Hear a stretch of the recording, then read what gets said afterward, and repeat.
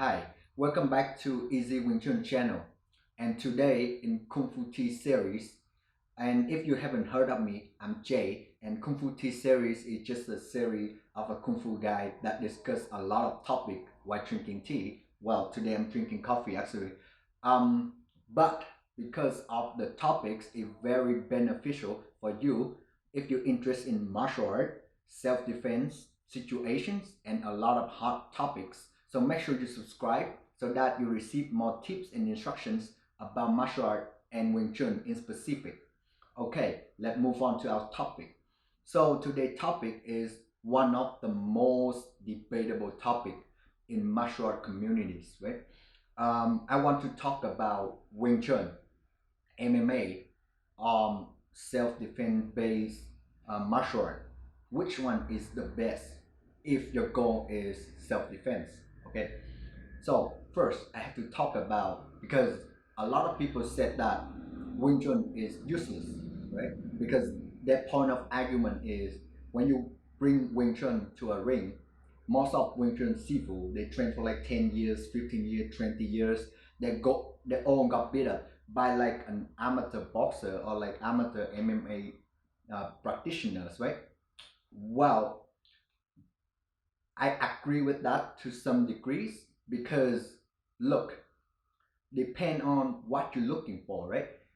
My Sifu always said this: Wing Chun or any kind of martial art is like a tool, right? And if you got a tool, what you gonna do with it to turn it into applications, right? Of course, Wing Chun is not working. None of the martial art out there working. MMA not working. Boxing not working. Muay Thai not working. None of those martial art working. Why? Because if you look at it like that, okay, if you look at, let's take boxing for example, right? Because this is one of the most, like famous martial art in the world, right? You got Mike Tyson, right? Really, really famous legends. I'm a big fan of him, right? The way he fight and Mayweather, another legends. I'm also a big fan of him. The way they fight is totally different, right? Like, so when you look at, okay, Mike Tyson make boxing work, yes. Mayweather make boxing work, yes. But their boxing is not the same, right? So they have to adapt it to their styles. That's why it's working, right? It is like a material.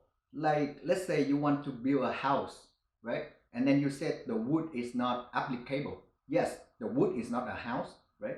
It depends on what you want to do with the wood to make it become a house, to make it become a chair, a table, right? So a lot of people like trust talk Wing Chun just because it doesn't work in the ring. In my opinion, I feel bad for them because look, yes, Wing Chun, yeah, a lot of Sifu out there doesn't have that much skills, right? I totally, well, from my humble opinion, I mean, I cannot judge them because I'm also a Wing Chun practitioner, right? Who am I to judge them? But when I teach, I try to deliver some sort of value, like to helping my students to get their purpose, right? Let's say my Wing Chun is for self-defense purposes. Of course, it's not gonna work in the ring because the ring and the street is two totally different sequence if you look at that, right?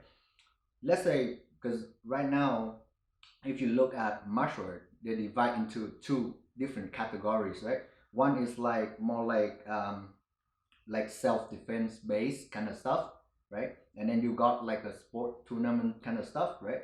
And then now I'm just talk about like sport tournament first because I feel like I give a lot of crap to Wing Chun already, even though yeah the sign is Wing Chun school and I'm teaching Wing Chun. So let's talk about MMA a little bit.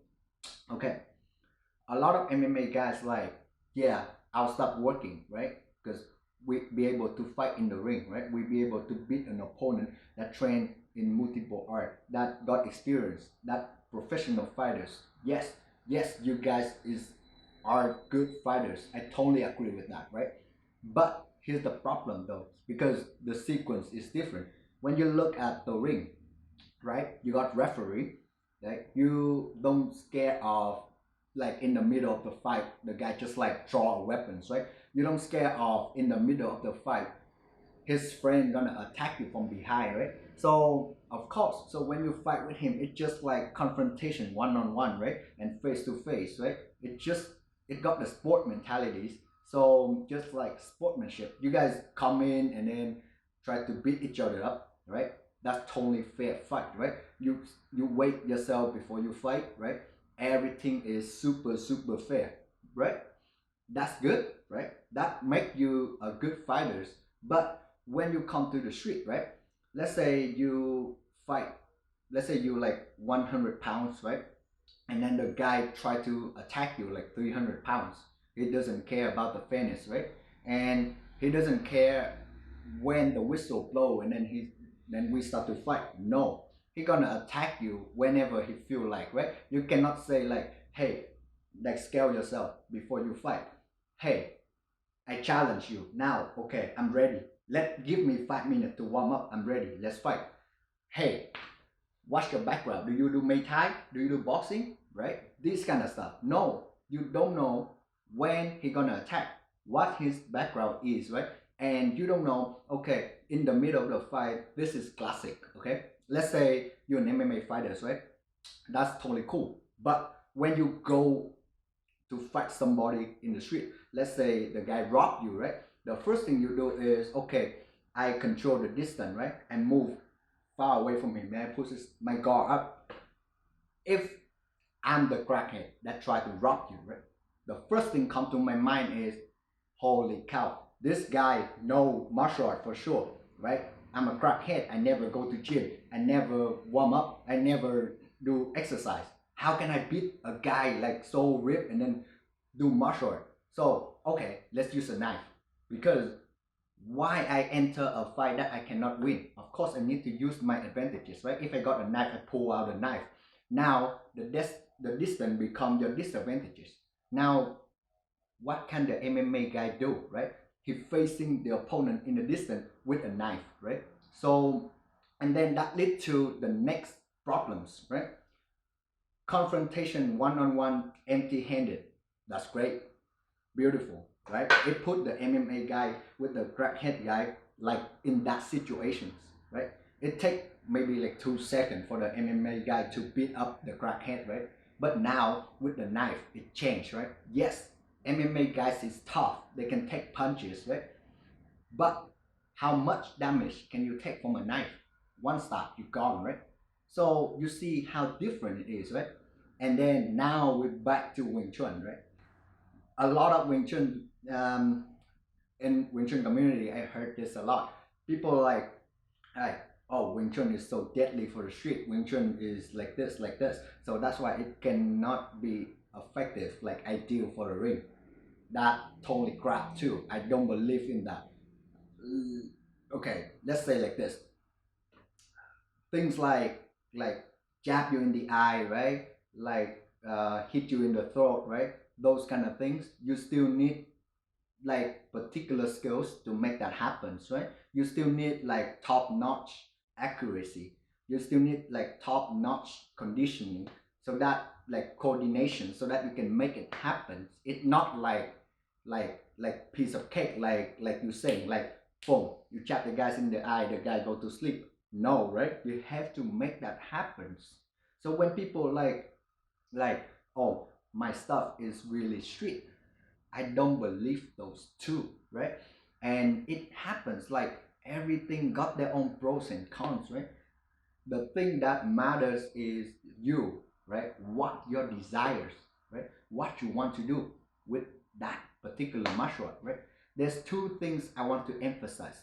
One, you need to define your goal. What is your goal? Is your goal is, I want to spar, I want to get good at in like confrontation one-on-one, right? Or your goal is, I want to go home safe, right?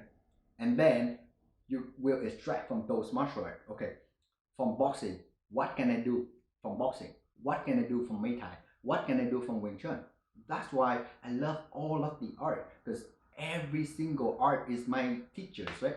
They show me stuff, right? And especially YouTube right now, they show a lot, like a huge information. I can take it, I can draw it from, I can have new ideas to test it, right? And usually my model is I take a new idea that I think is good, I test it, and if it's not working out, then I train it for a little bit, retest it. If it's not working out, then I throw it away, and then I keep seeking for new ideas, right?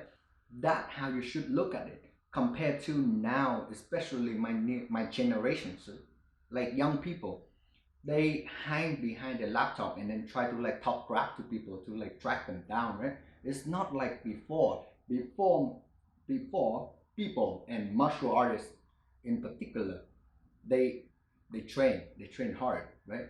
They punch back, they punch on the time, they get to ring, they test the stuff, right?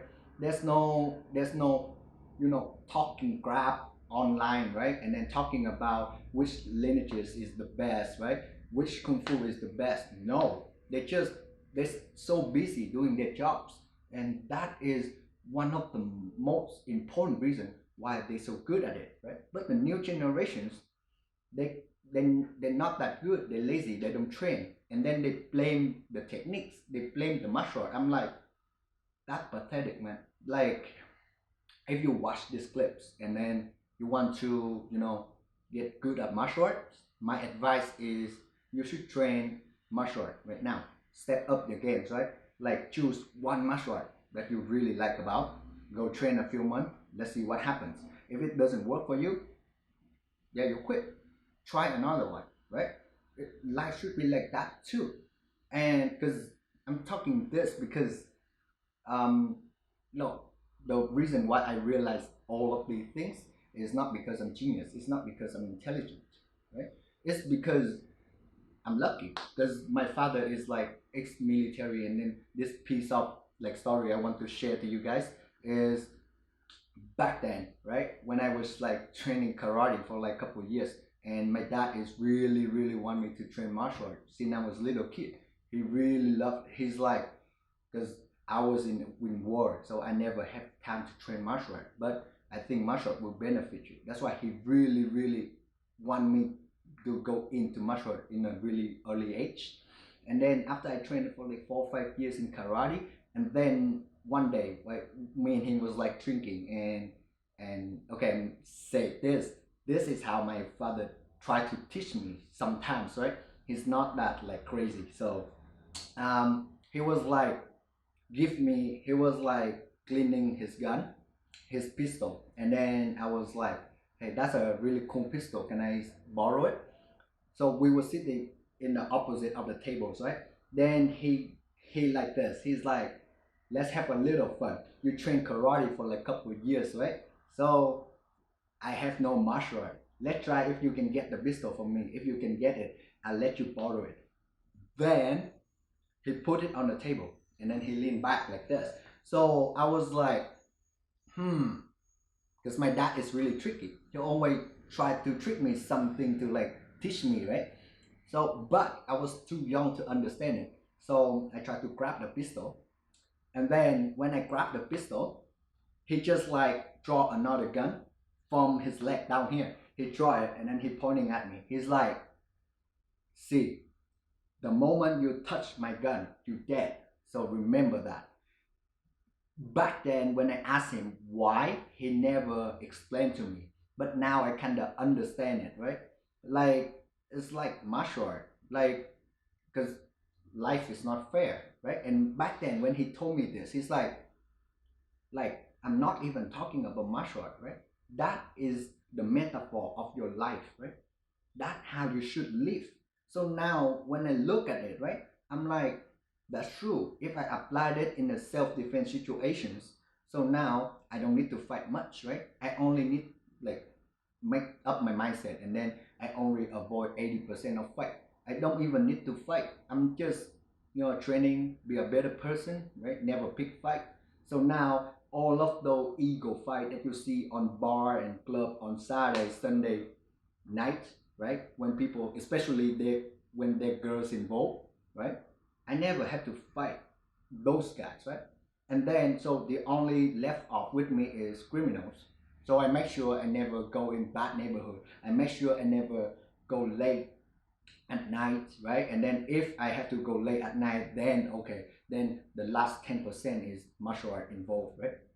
And that is, sorry to like sidetrack, but I think that is a very very good piece of advice that I want to help you guys as a young martial artist, or if you're interested in martial artists, or if you don't know where to start, if you want to pick a martial art. I hope this piece of content will help you to start your journey with martial art, because it is one of the best journeys so far for me, and I love doing it. Like it's just like I'm addicted to it. It's just make my life become much better, like more peaceful.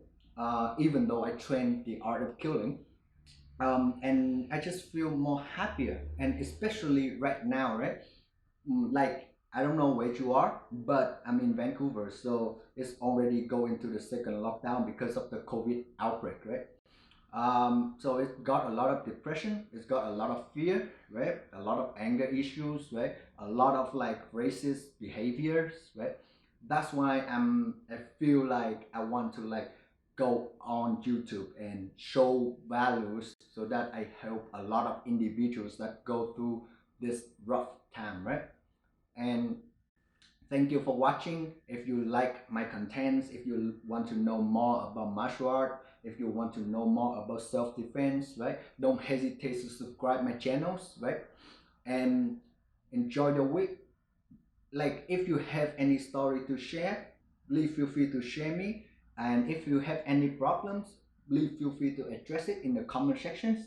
I will try my best to assist you to solve that problems. Okay, easy Wing Chun. Peace out.